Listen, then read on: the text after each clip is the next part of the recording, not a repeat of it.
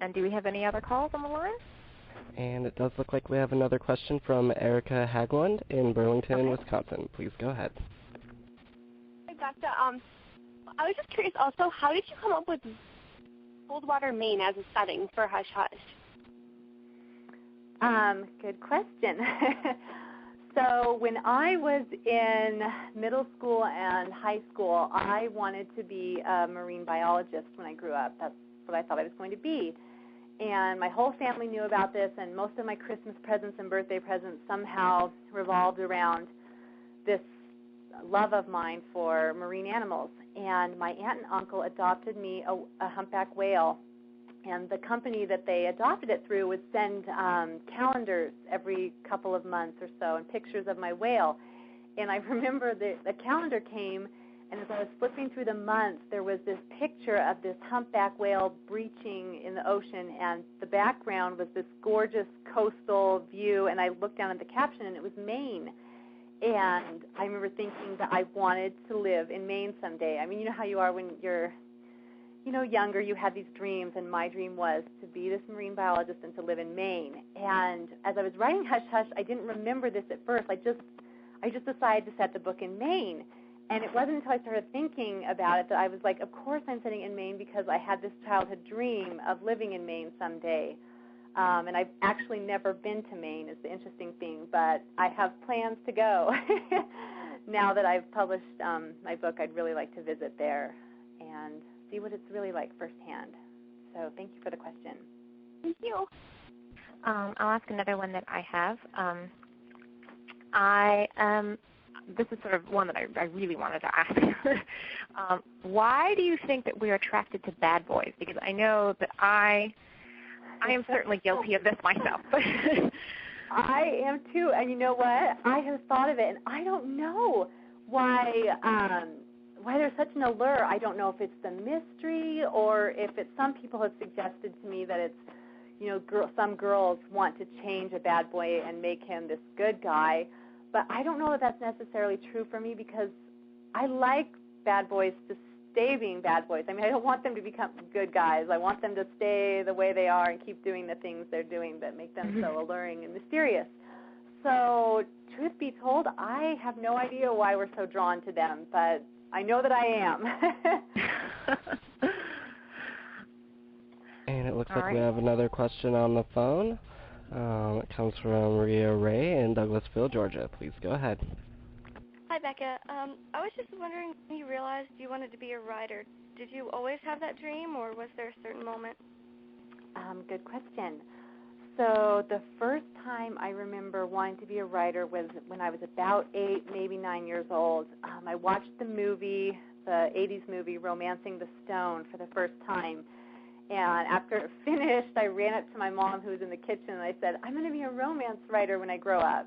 If you've seen the movie, the main character is a romance writer, and she flies down to Colombia to save her sister and ends up falling in love with Michael Douglas's character. So that's kind of how I imagined authors live their lives, was, this exciting, adventurous lifestyle. And then I forgot about that dream, and I went on thinking forever that I was going to be a marine biologist. And then in college, I thought I was going to be a spy. It wasn't until my 24th birthday, my husband was looking for a birthday present for me. And I just had my first baby, and I was really busy and tired. And this community education newsletter came in the mail, and there were all kinds of classes, and he was debating between signing me up for a Japanese cooking class or this online writing class, and he went with the online writing class, and it was in that class that I started writing Hush Hush, and I'd forgotten how much I enjoyed writing, so it clicked. It all came together then, and that's when I really knew it was in that class that I wanted to do this. Thank you for your question. And it looks like we have another question from Chloe Palka in Carlsbad, California. Please go ahead. So I know that you debuted number 10, I believe, on the New York Times this week, and I was wondering, how you found out about that and what was your reaction? What are you planning on doing to celebrate?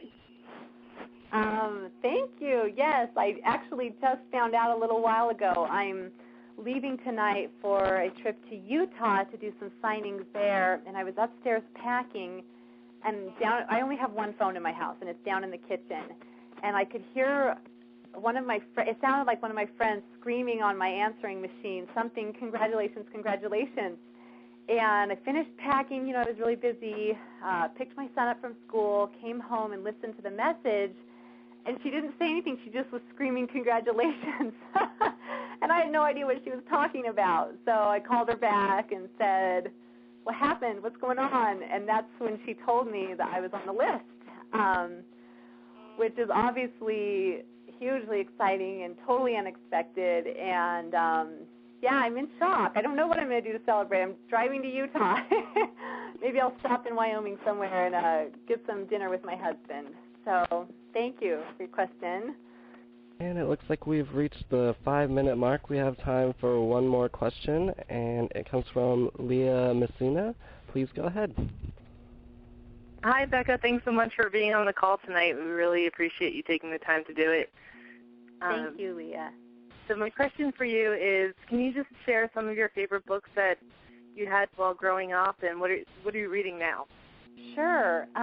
Growing up, the young adult section wasn't quite as vibrant, we'll say, as it is now. So my favorite books were, I read a lot of classics, and Anne of Green Gables. I loved Anne of Green Gables, and I remember crying when I finished that book because it was over, and I didn't want it to be over because I'd kind of become Anne. I thought I was Anne. Other favorite books, I loved The Phantom of the Opera, Pride and Prejudice. Actually, I didn't read that till college, so cross that one off. Jane Eyre, I read in high school and loved. Wuthering Heights was one of my favorite books. So a lot of those Gothic books I loved. And The Godfather, interestingly enough, I read that when I was younger in high school and loved The Godfather. What I'm reading now is I'm finishing up The Angel's Game. I'm hoping I say this author's name right, by Carlos Ruiz Zafón, if I'm pronouncing that right. That's a magnificent book. And I just picked up Crazy Beautiful last week. I'm excited to read that. And Diana Gabaldon, hopefully I'm saying her name right too. I love her books, and I just picked up her most recent one, An Echo in the Bone. So that's a good taste of what I'm reading right now. Thanks for asking. Thank you, Becca. So at this time, I think we're going to wrap things up. Thank you so much, everybody, for participating in today's call, and thank you, Becca, for taking the time to talk with us. No problem. Thank you. Thank you, everyone.